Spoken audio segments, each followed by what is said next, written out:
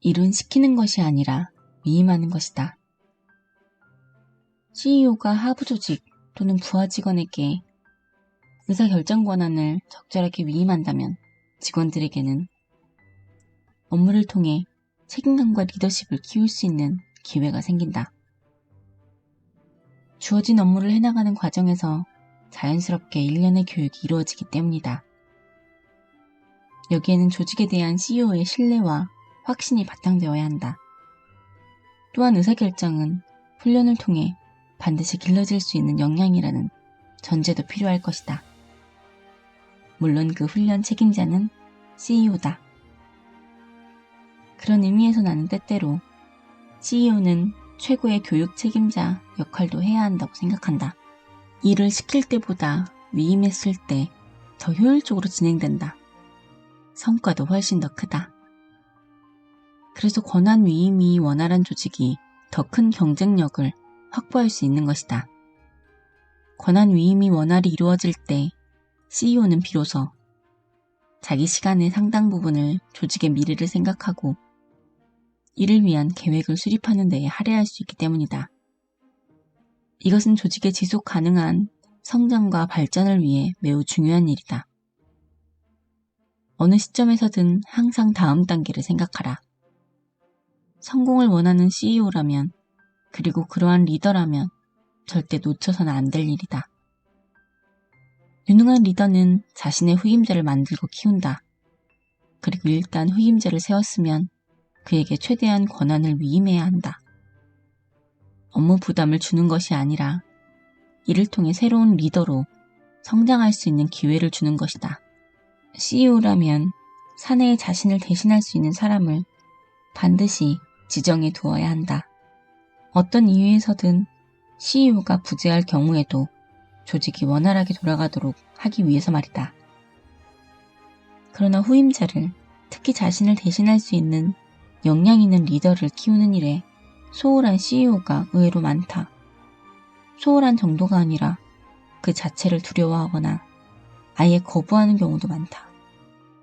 나를 대신할 수 있는 사람이 있으면 내 존재감이 사라질 것이라는 두려움 때문이다. 나를 대신할 리더를 키우는 CEO. 수많은 성공학자들은 말하고 있다. 성공의 비결은 그 무엇으로도 대체 불가능한 자신만의 역량을 갖는 것. 즉, 대체 불가능한 사람이 되는 것이라고 말이다. 여기서 말하는 대체 불가능이라는 것이 과연 후임자도 유사시에 나를 대신할 리더도 두지 않는 유아독존을 지향하는 것을 의미할까? 나는 그렇게 생각하지 않는다. 내 스스로 대체 불가능한 역량을 갖는 것과 나를 대신할 수 있는 사람을 만드는 것은 전혀 다른 차원의 문제다. 더욱이 나를 대신할 수 있는 사람은 내 스스로 만들고 그와 내가 함께 성장, 발전한다면 이 또한 나의 역량이 될 것이기 때문이다. 극단적으로 말해 후임자를 두기 두려워하고 나를 대신할 사람을 키우려 하지 않는 리더는 더 이상 자신도 성장, 발전하려는 의지가 없는 사람이다. 자기 자신은 물론 조직의 경쟁력까지도 병들게 하는 생각이다. 사내 교육 프로그램으로 차기 CEO 교육을 진행한 적이 있다. 3명의 부행장급 본부장을 선발하여 영업부서 근무 경력을 쌓도록 하고 해외 연수 프로그램에도 참여할 수 있도록 했다. 당시 그 프로그램에 참여한 3명은 모두 현지인이었다. 그들은 그때까지 기회가 없었을 뿐 차세대 리더로서 충분한 역량을 갖추고 있는 우수 인력으로 그들은 은행의 성장 발전과 함께 자신의 역량을 꾸준히 키우고 내일을 꿈꿔왔다. 그들 중에도 분명 은행장을 꿈꾸는 이가 있을 것이다. 실제로 싱가포르나 말레이시아계 은행들은 이미 꽤 많은 현지인 CEO를 은행장으로 임명하고 있다. 현지화의 출발점이자 최종 목표는 현지인과 상생하는 것. 아무리 강조해도 지나치지 않다. 캄보디아 국영은행 중 하나인 SME뱅크는 은행장으로 말레이시아인을 선임해 큰 화제가 되었다.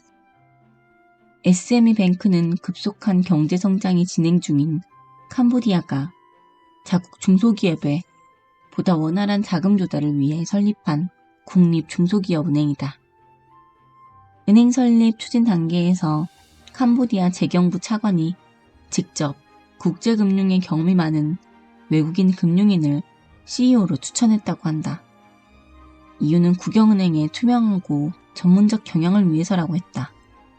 현지인 고위 임원이나 CEO의 필요성을 강조해왔던 나도 처음 이 뉴스를 접하고는 한동안 뒤통수를 맞은 듯 멍해졌다. 우리나라 국영은행에 외국인이 은행장으로 임명된다?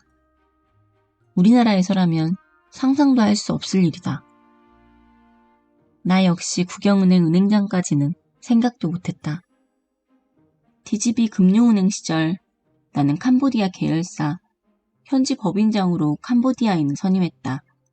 캄보디아에 진출한 한국의 금융회사가 20개도 넘지만 현지인 법인장은 그가 최초였다. 물론 처음에는 한국 본사에서 강하게 반대했다. 그러나 내가 법인장으로 추천한 사람은 이미 2개 지점장을 거치면서 충분히 실력을 검증받은 캄보디아인이었다.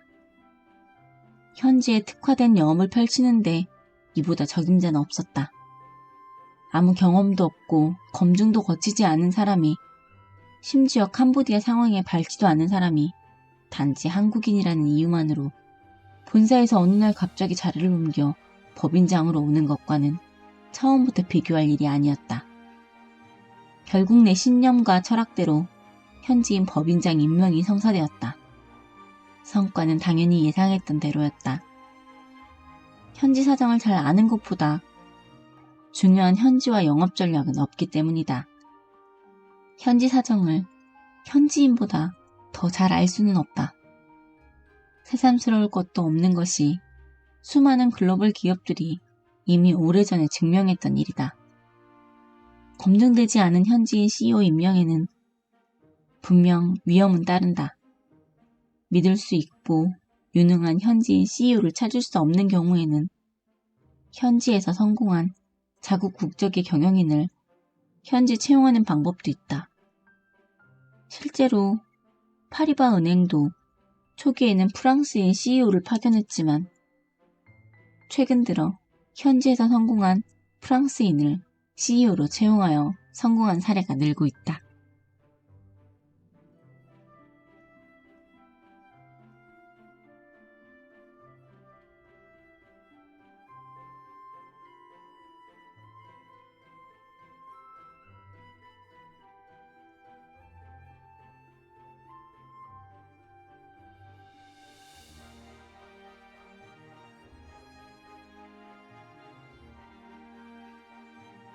CEO가 없어도 잘 돌아가는 조직의 비밀. CEO로서 최고의 역량은 무엇일까? 나는 CEO가 3개월, 6개월 혹은 1년 정도 자리를 비워도 그 조직이 변함없이 잘 운영된다면 비로소 CEO의 역량이 제대로 증명된 것이라고 생각한다. 무슨 궤변인가 싶겠지만 CEO야말로 존재하지 않음으로써 존재감을 증명할 수 있다. CEO가 혹은 리더가 자리를 비웠을 때 일의 진행이 이전과 달라진다면 조직에 대한 긴급한 점검이 필요하다. 왜냐하면 CEO는 모든 의사결정을 가능한 빠르게 하고 일이 원활히 진행되도록 하는 사람이기 때문이다. 다시 말해 CEO는 실행하는 사람이 아니라 실행되도록 하는 사람이다. CEO가 부재하더라도 돌아가는 것, 즉 실행에는 아무 문제가 없어야 한다. 이에 대해 리더십 전문가 존 맥스웰도 자신이 조직이 없어서는 안 될 사람으로 만드는 유일한 방법은 자신을 없어도 되는 존재로 만드는 것이라며 권한이임의 패러독스를 이야기했다. 리더가 그 본능을 억제하지 않는다면 우리가 일반적으로 외국계 회사는 가능한 담당자에게 많은 권한을 위임한다고 알고 있다. 우리나라 기업들과 비교하자면 그런 편이라고도 할 수 있다.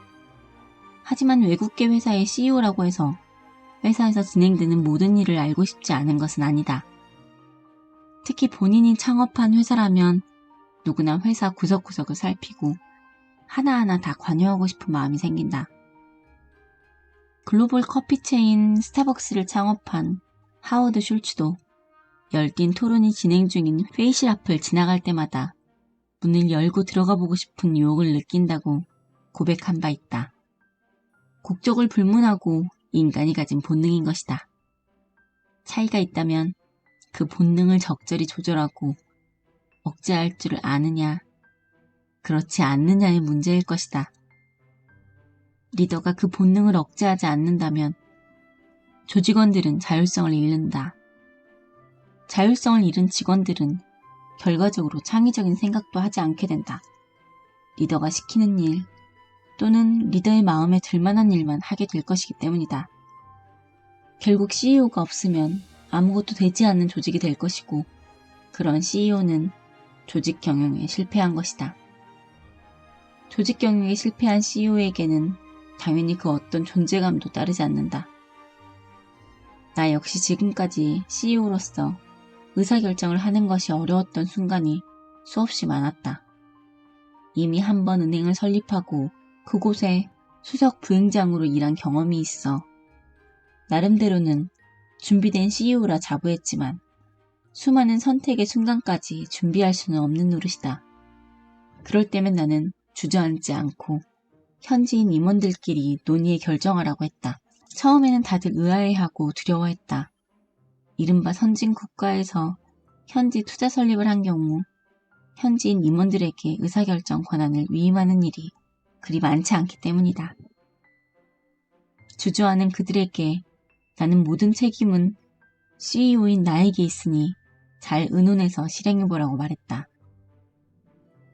2020년 코로나 바이러스 19가 한창 기승을 부릴 때 나는 캄보디아 금융업계 최초로 재택근무를 실시하기로 했다.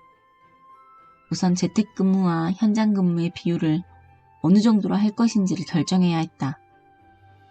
직원 중 절반이 재택근무를 할 것인가, 30% 정도만 재택근무를 할 것인가를 두고 한참을 고민했다.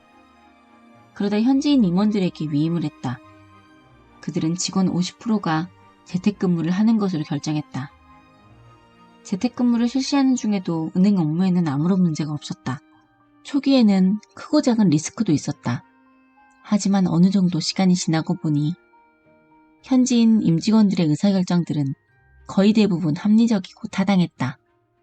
그들도 언젠가 유능한 CEO가 될 충분한 자격을 갖추고 있었으며 그들의 사고방식과 문화가 그들의 시장에 맞는 의사결정을 할 수 있었던 것이다.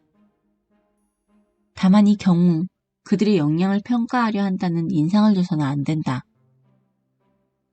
나는 평가하고자 하는 의도도 없었을 뿐더러 매번 위임의 이유를 솔직하게 밝혔다. 나도 의사결정하기가 어렵다거나 외국인이라 잘 모르겠다고 말했다. 나는 부하 직원에게도 모르는 건 모른다고 말한다. CEO로서 실격은 모르는 게 아니라 모르는 걸 모른다고 하지 않고 아는 체 하는 것이다.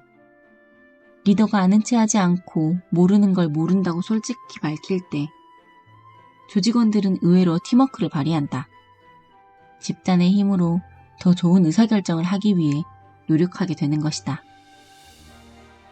그런 의사결정 과정을 거친 후 실행 단계에서는 대부분 더 큰 책임감을 발휘하게 된다. 자신들이 의사결정에 참여했기 때문에 해당 프로젝트를 훌륭하게 수행해서 좋은 성과를 내고 싶다는 욕구가 커지기 때문이다. 이 또한 국적 불문, 인간의 본능일 것이다. 이러한 경험이 쌓이면서 현지인의 숨은 집단의 힘을, 발전 가능성을 알게 되었다.